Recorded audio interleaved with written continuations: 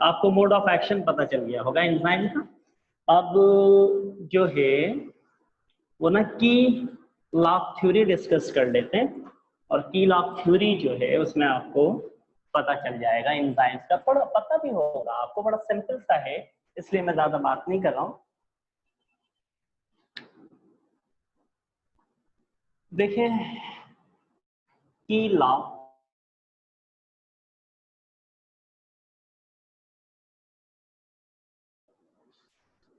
Recording हो रही। अच्छा देखिए, एक साइंटिस्ट था फिस्चर, in 1898 proposed a theory about the action of enzyme, about the action of an enzyme।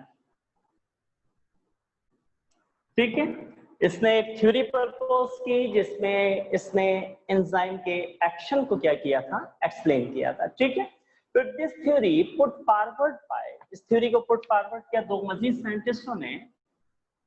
This theory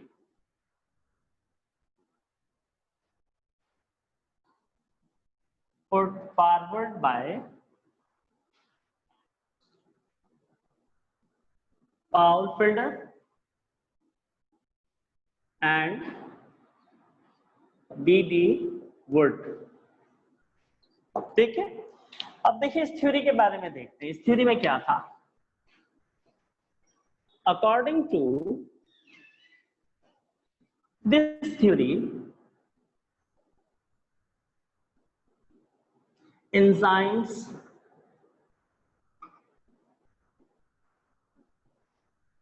can react with particular substrate,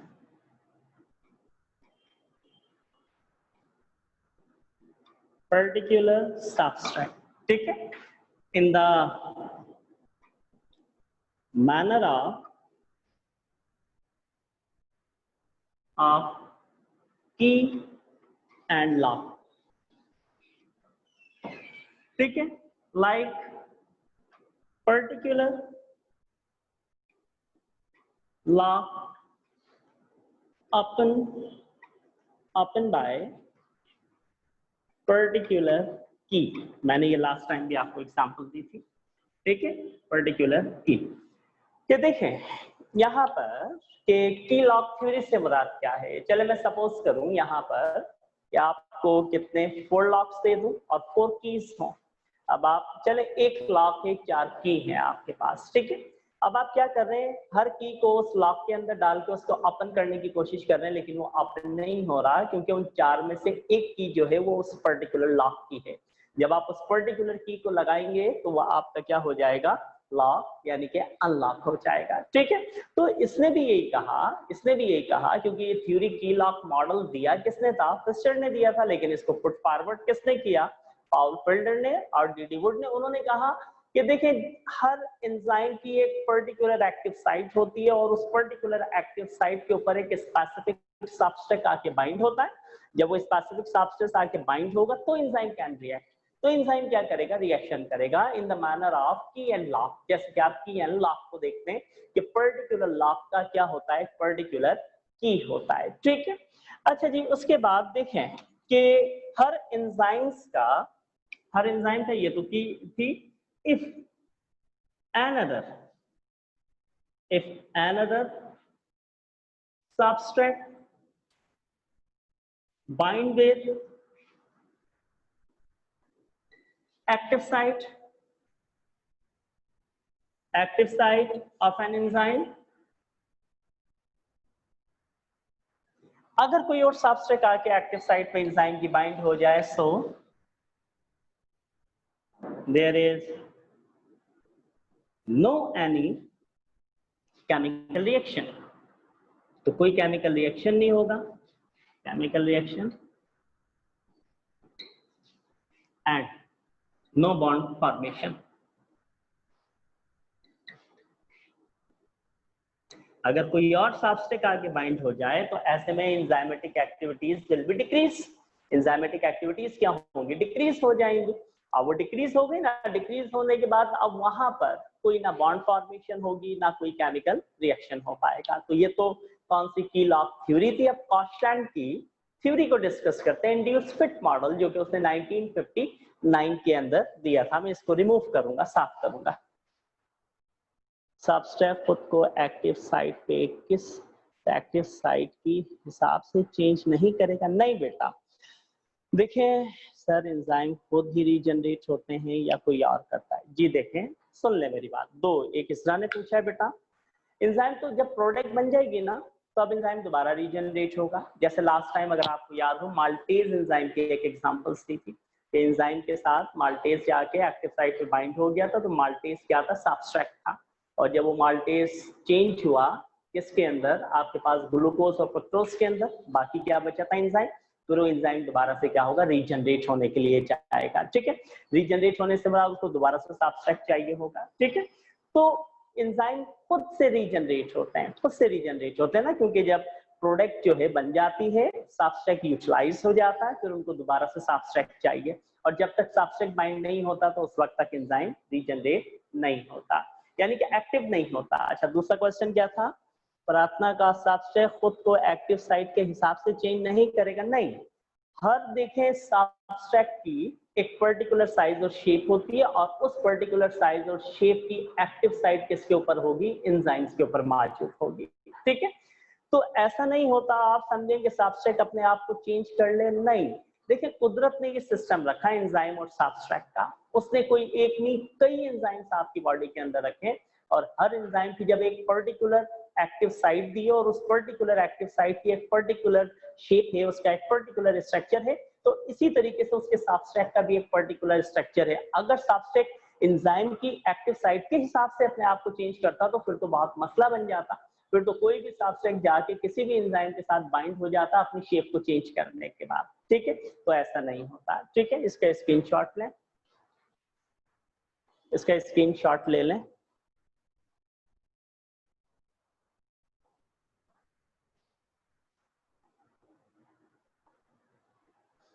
अच्छा जी, उसके बाद इंड्यूस फिट मॉडल।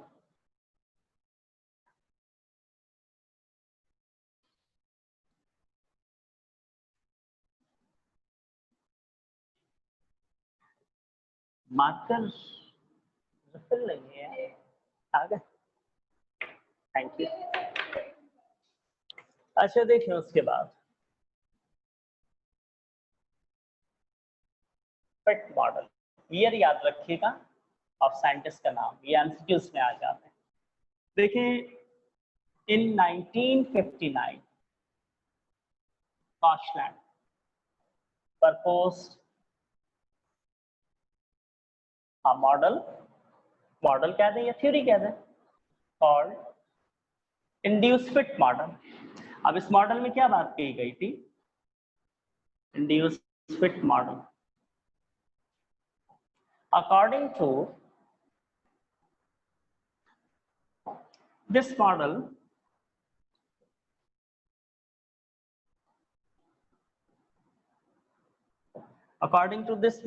देखें, when substrate bind with the active site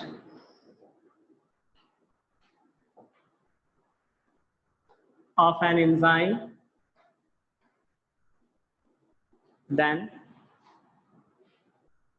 the structure of enzyme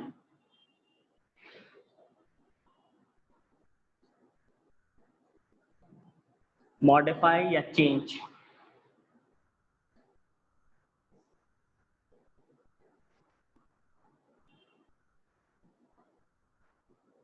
These changes are responsible,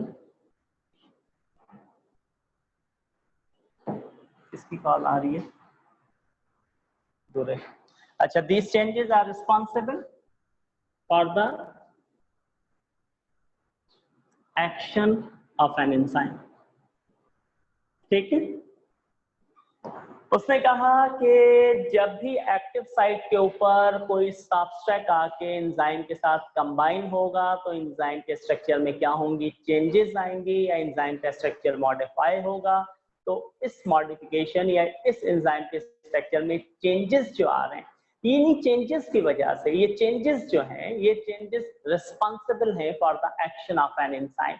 इन्हीं changes की वजह से enzymes क्या करते हैं, अपने एक्शन को या अपने मेटाबॉलिक रिएक्शन को क्या करते हैं, परफॉर्म करते हैं। क्योंकि देखें, जब तक सब्सट्रेट एक्टिव साइट पे बाइंड नहीं होगा तो उस वक्त तक एंजाइम्स जो है अपने पर्टिकुलर फंक्शन को परफॉर्म नहीं करेगा। और हमेशा याद रखिएगा, जब भी एक्टिव साइट के ऊपर कोई सब्सट्रेट आके बाइंड होगा तो एंजाइम का स्ट्रक्चर थोड़ा सा मॉडिफाई हो जाएगा, चेंज हो जाएगा, क्योंकि सब्सट्रेट एंजाइम कॉम्प्लेक्स बनेगा। जब सब्सट्रेट एंजाइम कॉम्प्लेक्स बनेगा तो केमिकल रिएक्शंस क्या होंगे, प्रोसीड होंगे। इसके अंदर ये बताया गया था। ठीक है, अच्छा, इसका स्क्रीनशॉट ले लें, फिर आगे चलते हैं। अब हम किसके ऊपर, यानी कि factor affecting on the rate of enzymes के फैक्टर अफेक्टिंग क्या है रेट ऑफ एंजाइम्स के ऊपर। अब कुछ फैक्टर्स हैं, वन बाय वन उनको क्या करेंगे, डिस्कस करेंगे। मैं इसको साफ कर रहा हूं।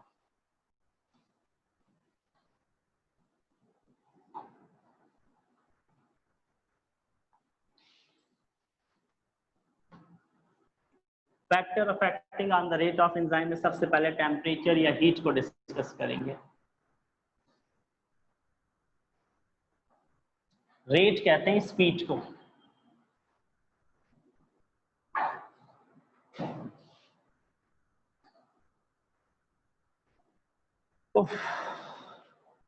लाइट कब आएगी। कई फैक्टर्स हैं, सबसे पहले हम डिस्कस करते हैं किसको, टेम्परेचर को।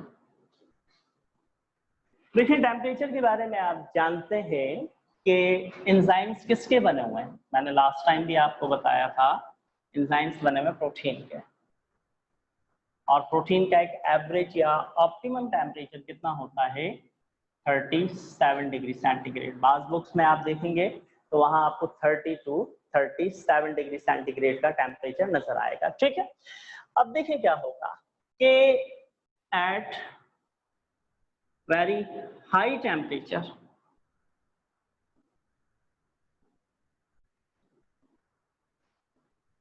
at very high temperature enzymes are denature or destroy। क्या तो क्या हो जाते हैं, डीनेचर हो जाते हैं। क्यों हो जाते हैं डीनेचर, और या फिर डिस्ट्रॉय। डीनेचर हो जाएंगे या डिस्ट्रॉय हो जाएंगे, या फिर उसको आप कहते हैं डैमेज हो जाना। वाई, क्यों होते हैं, क्यों क्यों, वजह, वजह क्या है, रीजन क्या है, बताएंगे आप मुझे। देखिए सुने, ये टेम्परेचर है ना, टेम्परेचर अगर क्या होगा, आउट ऑफ लिमिट होगा, आउट ऑफ लिमिट, लिमिट को क्रॉस करेगा, आउट ऑफ लिमिट होगा, तो ऐसे में काइनेटिक एनर्जी जो है मॉलिक्यूल्स की, वो क्या हो जाएगी, इंक्रीज हो जाएगी। और इस काइनेटिक एनर्जी के इंक्रीज होने की वजह से एंजाइम्स किसके बने हुए हैं, एंजाइम्स प्रोटीन के बने हुए हैं। ठीक है, तो ऐसे में जो एंजाइम्स की, एंजाइम्स के अंदर जो बॉन्ड्स हैं, बॉन्ड्स वो क्या हो जाएंगे, अफेक्टेड हो जाएंगे। और जब वो अफेक्टेड हुए तो एंजाइम क्या हो गया, डीनेचर हो गया। और अगर टेम्परेचर आपने बहुत ज्यादा बढ़ा दिया, 100 तक चला गया, तो ऐसे में काइनेटिक एनर्जी बहुत ज्यादा इंक्रीज हो गई। और उस काइनेटिक मॉलिक्यूल्स की, उन काइनेटिक एनर्जी के बहुत ज्यादा इंक्रीज होने की वजह से जो एंजाइम्स के अंदर बॉन्डिंग है, वो बॉन्डिंग क्या हो जाएगी, अभी तो अफेक्टेड हुई है, ठीक है, फिर क्या हो जाएगी, डिस्ट्रॉय हो जाएगी। जब बॉन्ड्स टूट गए, कौन से बॉन्ड्स की बात कर रहा हूँ, पेप्टाइड बॉन्ड्स की बात कर रहा हूँ मैं यहाँ पे। किसने बनाए थे, पेप्टाइडेज एंजाइम्स ने बनाए थे। ठीक है, वो बॉन्डिंग क्या हो जाएगी, एट वेरी हाई टेम्परेचर। जब आपने बहुत ज्यादा हाई टेम्परेचर कर दिया तो मॉलिक्यूल्स की काइनेटिक एनर्जी भी क्या हो गई, बहुत ज्यादा हाई हो गई। और उस काइनेटिक एनर्जी ने क्या काम करा, वो जो एंजाइम प्रोटीन के बने हुए थे, उन प्रोटीन के दरमियान में जो बॉन्ड्स थे उनको तोड़ दिया। तो एंजाइम का 3 डायमेंशनल स्ट्रक्चर तो नहीं रहा, और जब 3 डायमेंशनल स्ट्रक्चर नहीं रहा तो ऐसे में एंजाइम्स क्या हो गए, डिस्ट्रॉय हो गए। ठीक है, और एक आप कहते हैं कि अगर आपके पास टेम्परेचर एक एक्सट्रीम कंडीशन पे पहुंचा तो ये हुआ, और अगर एक नॉर्मल 37 से ऊपर गया, 46 तक टेम्परेचर गया, तो ऐसे में मॉलिक्यूल्स की काइनेटिक एनर्जी क्या करेगी, उन बॉन्ड्स को अफेक्ट करेगी। अब वो बॉन्ड अफेक्टेड हुए, अफेक्टेड होने की वजह से एंजाइम्स क्या होगा, डीनेचर होता है। अगर टेम्परेचर की लिमिट बहुत ज्यादा बढ़ गई तो काइनेटिक एनर्जी भी बहुत ज्यादा बढ़ जाएगी, और वो बढ़ती हुई काइनेटिक एनर्जी मॉलिक्यूल्स की एंजाइम के बॉन्ड को तोड़ देगी। ऐसा कब होगा, 100 डिग्री सेंटीग्रेड टेम्परेचर के ऊपर होगा। और जब बॉन्ड्स टूट गए तो ऐसे में 3 डायमेंशनल स्ट्रक्चर नहीं रहा एंजाइम का, सुपर फोल्डेड स्ट्रक्चर नहीं रहा एंजाइम का, और एंजाइम क्या होगा, डिस्ट्रॉय होगा। ये तो हाई टेम्परेचर के ऊपर था, ठीक है। अच्छा, उसके बाद देखें एट लो टेम्परेचर,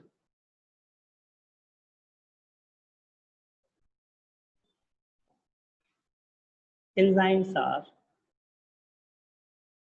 डीनेचर। कि लो टेम्परेचर के ऊपर क्या होंगे, डीनेचर होंगे। अगर टेम्परेचर माइनस के अंदर जाएगा तो एंजाइम क्या हो जाएंगे, डिस्ट्रॉय हो जाएंगे, क्योंकि लो टेम्परेचर की वजह से एंजाइमेटिक जो बॉन्ड्स होते हैं वो प्रॉपर नहीं रहते हैं। उन बॉन्ड्स के अंदर क्या आ जाता है, थोड़ा बहुत डिफरेंस आ जाता है, और एंजाइम का स्ट्रक्चर क्या होता है, श्रिंक हो जाता है, ठीक है। और अगर बहुत ज्यादा माइनस में टेम्परेचर चला गया तो ऐसे में एंजाइम फिर क्या हो जाएगा, डिस्ट्रॉय हो जाएगा। तो देखिए ये पहला आपके पास फैक्टर था टेम्परेचर, इसको हमने डिस्कस किया। Heat shock protein, heat shock protein क्या है, देखें इसको ले लें फिर मैं बताता हूँ। हीट शॉक प्रोटीन, पानी भर गया यार जरा, स्क्रीन शॉट लें जल्दी से भाई, जल्दी ले लें, साफ कर दो। ले लिया, एक ही बच्चा बोल रहा है, आज बच्चे भी कम है, सिर्फ 43 बच्चे हैं आज, क्या बात है, कहाँ गए। 52 थे, 43 कैसे रह गए। 52 से 43 बल्कि मैं 43 41 ही समझे, दो तो, एक तो ये पारस कनेक्टेड है और दूसरा या कंप्यूटर कनेक्टेड है। ऐड करें, ऐड करें, ऐड करना। मैंने कब रिमूव किया, मैं तो किसी को रिमूव नहीं किया। ऐड करो भाई, कह रहे बच्चों को ऐड करें। मैंने भाई किसी को रिमूव नहीं किया, ये पारस के काम होंगे, पारस हैंडल कर रही थी, मैं तो पढ़ा रहा था। कहाँ गए बच्चे, ऐड हो गए। ओ माय गॉड, इतना लॉस हो गया बच्चों का। चलें बेटा, आपको रिकॉर्डिंग मिलेगी आज, उसमें देख लेना जो लॉस हुआ है, आगे यहाँ से कंटिन्यू करें।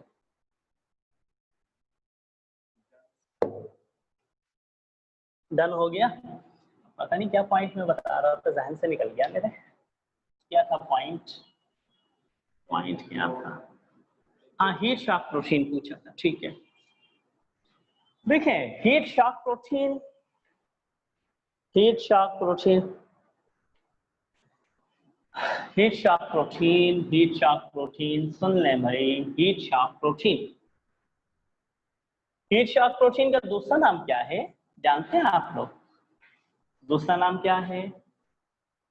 नहीं, चैट में कुछ नहीं आ रहा, चलें मैं बता देता हूँ, हीट रेजिस्टेंस प्रोटीन। ये देखिए एक ऐसी प्रोटीन जो हाई अमाउंट ऑफ टेम्परेचर के अंदर सरवाइव करे, उसको आप किसका नाम देते हैं, हीट शॉक प्रोटीन का नाम देते हैं। जैसे आप देखते हैं ना, कितने बैक्टीरिया, दो बैक्टीरिया, एक यू बैक्टीरिया है और एक आपके पास आर्ची बैक्टीरिया है। यू बैक्टीरिया तो एक प्रॉपर बैक्टीरिया है, और आर्ची बैक्टीरिया क्या है आपके पास, आर्ची बैक्टीरिया फॉल्स टाइप का बैक्टीरिया है। क्यों, क्योंकि आर्ची और यू बैक्टीरिया में आप डिफरेंस कैसे करते हैं, देखिए यू बैक्टीरिया के पास डीएनए में हिस्टोन प्रोटीन नहीं होती, जबकि आर्ची बैक्टीरिया के पास डीएनए में हिस्टोन प्रोटीन होती है, और ये हिस्टोन प्रोटीन किसके डीएनए में पाई जाती है, यूकैरियोटिक सेल के डीएनए में पाई जाती है, ठीक है। और बैक्टीरिया क्या है, प्रोकैरियोट्स, तो उसके पास आर्ची बैक्टीरिया के पास डीएनए में हिस्टोन प्रोटीन है, और हिस्टोन प्रोटीन की वजह से, ठीक है ना, उसके पास ये हायर एनिमल वाला कैरेक्टर आ गया है, ठीक है।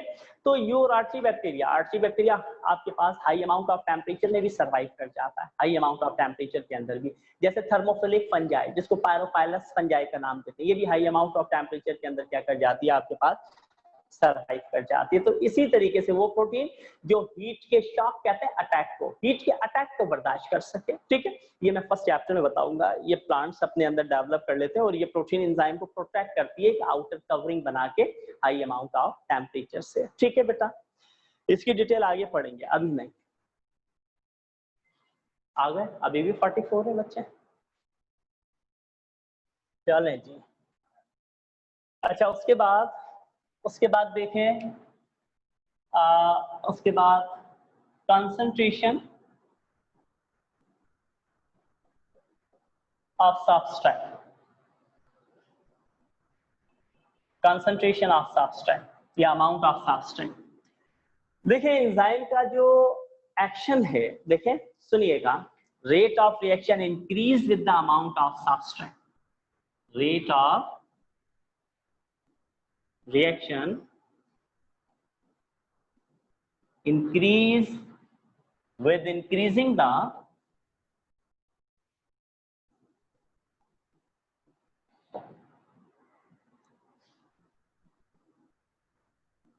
amount of substrate, कि अगर सब्सट्रेट का अमाउंट इंक्रीज होगा तो रेट ऑफ रिएक्शन भी क्या हो जाएगा, इंक्रीज हो जाएगा।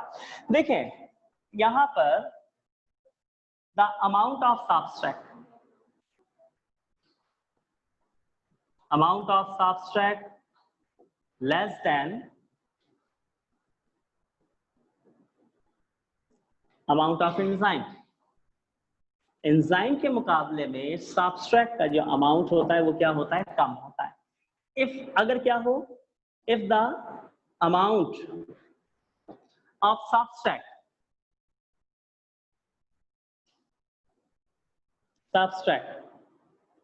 is less then there is no any active site, no any active site occur।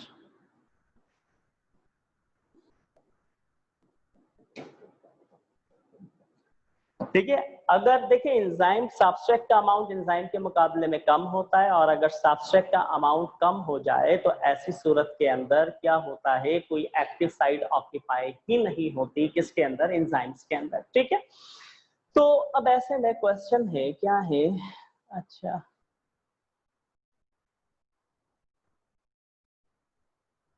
Group में मैसेज आ रहे हैं कि स्टूडेंट्स को ऐड करें। रिक्वेस्ट आई नहीं रही, यहाँ पे कोई आएगी तो ऐड करेंगे ना उनको, रिक्वेस्ट आए तो ऐड करेंगे। चलें आप इसको देखते हैं। अच्छा देखिए, अब अगर क्या हो, आप समझ गए होंगे इतना कि सपोज करें फॉर एग्जांपल, चले मैं सपोज करता हूँ ये एक एंजाइम है, ठीक है, यहाँ पे आपने सब्सट्रेट को क्या कर दिया, बाइंड कर दिया। अब देखिए एंजाइम का अमाउंट क्या है, इसका हायर अमाउंट है और इस सब्सट्रेट का अमाउंट क्या है, लेस है। तो यहाँ पे कोई एक्टिव साइट बन ही नहीं रही है, रिएक्शन होगा ही नहीं, नो रिएक्शन, किसी किस्म का कोई रिएक्शन यहाँ पर प्रोसीड नहीं होगा। तो आपने क्या करना पड़ेगा, आपने क्या करना पड़ेगा, इसके अमाउंट को इंक्रीज करना पड़ेगा। जब आप अमाउंट को इंक्रीज कर देंगे तो यहाँ पे एक एक्टिव साइट ऑक्यूपाई हो जाएगी, ऑक्यूपाइड हो जाएगी एक्टिव साइट, और एक्टिव साइट ऑक्यूपाइड हुई तो ऐसी कंडीशंस के अंदर रिएक्शन क्या हो जाएगा, प्रोसीड हो जाएगा। रिएक्शन क्या हो गया, प्रोसीड हो गया। अच्छा देखें अब एक चीज, व्हेन, जब क्या हो, when enzyme saturated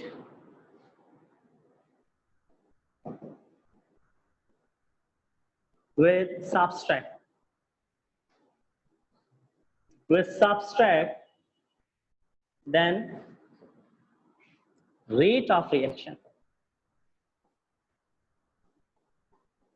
will be increased।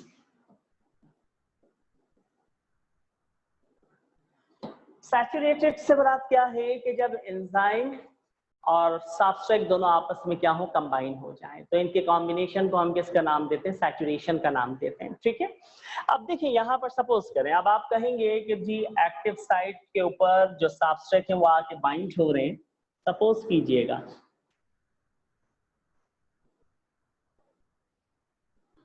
ये एक एंजाइम है, ठीक है, ये इसकी एक एक्टिव साइट है,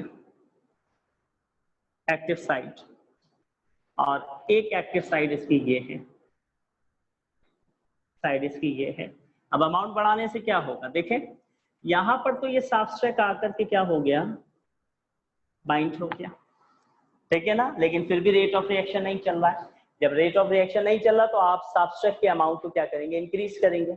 जब आप सब्सट्रेट के अमाउंट को इंक्रीज करेंगे, जब आप सब्सट्रेट के अमाउंट को इंक्रीज करेंगे तो ऐसे में देखिए ये सब्सट्रेट का आपने अमाउंट बढ़ाया और ये सब्सट्रेट आके इस एक्टिव साइट पे बैठ गया। क्योंकि देखिए जब आप सब्सट्रेट के अमाउंट को बढ़ाते हैं तो जितनी भी एक्टिव साइट्स होती हैं एंजाइम की, एक से ज्यादा भी एक्टिव साइट हो सकती है, जितनी भी एक्टिव साइट्स होती हैं एंजाइम की उन तमाम एक्टिव साइट के ऊपर सब्सट्रेट आकर के क्या हो जाता है, बाइंड हो जाता है। जब बाइंड हो गया तो ऐसे में उसकी जो रेट है वो क्या हो जाता है, रिएक्शन करने का बढ़ जाता है। लेकिन एक after particular period of time, कुछ पर्टिकुलर पीरियड ऑफ टाइम के बाद क्या हो जाती है कि इक्विलिब्रियम स्टेज आती है। इक्विलिब्रियम स्टेज के अंदर फिर आप अमाउंट ऑफ सब्सट्रेट को इंक्रीज करते रहें, लेकिन रिएक्शन क्या हो जाएगा, ऑल्टर हो जाएगा। रिएक्शन क्या हो जाएगा, ऑल्टर हो जाएगा। ऑल्टर होने से मुराद फिर अब वहां पर देखें आप जितना मर्जी अमाउंट ऑफ सब्सट्रेट बना रहे, या फिर देखें रिएक्शन ऑल्टर ना कहें तो आप कांस्टेंट का वर्ड यूज करें, कांस्टेंट। फिर रिएक्शन क्या हो जाएगा, कांस्टेंट। रिएक्शन क्या होगा, कांस्टेंट हो जाएगा। क्यों? क्योंकि आपने बहुत ज्यादा, यानी कि जितना आपने अमाउंट बढ़ाना था बढ़ा दिया, अब मजीद आप सब्सट्रेट का अमाउंट बढ़ाएंगे तो रिएक्शन कांस्टेंट रेट की तरफ चला गया। क्यों कांस्टेंट रेट की तरफ चला गया? क्योंकि सब्सट्रेट बढ़ाने से जितनी भी एक्टिव साइट थी एंजाइम की वो फिल हो गई, अब कोई एक्टिव साइट उसके पास नहीं बची। बेशक आप सब्सट्रेट अमाउंट ऑफ सब्सट्रेट बढ़ाते रहे, अब वो रिएक्शन क्या है, कांस्टेंट उसी रेट के अंदर क्या होगा, प्रोसीड होगा। अब वो रिएक्शन जो है जाकर के आगे इंक्रीज नहीं होगा, क्योंकि जितनी एक्टिव साइट थी उन तमाम एक्टिव साइट के ऊपर सब्सट्रेट आकर के क्या हो चुका है, बाइंड हो चुका है। Clear clear clear. सर जिनका मेटाबॉलिज्म ज्यादा होता है उनके एंजाइम्स का सब्सट्रेट ज्यादा होता है। हाँ यस, उनके अंदर एंजाइमेटिक एक्टिविटीज फास्ट होती हैं, एंजाइमेटिक एक्टिविटीज फास्ट होती है। तो याद रखिएगा, समझ आ गया ना कि सब्सट्रेट बढ़ाएंगे तो क्या होगा, ठीक है, रेट ऑफ रिएक्शन बढ़ेगा। और एक स्टेज के आके आप बेशक सब्सट्रेट बढ़ाते रहे, अब रेट ऑफ रिएक्शन इंक्रीज नहीं हो रहा क्योंकि सारी एक्टिव साइट पे तो सब्सट्रेट बाइंड हो गए, आपने जितने बढ़ाए। अब बेशक देते रहे, रिएक्शन कांस्टेंट रेट के ऊपर चलता रहेगा, ठीक है। उसके बाद पीएच,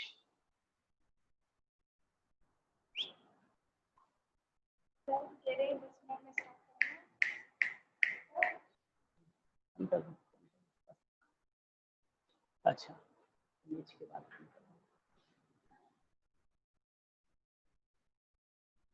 अच्छा पीएच बंद कर दो, फैन डन हो रहा है।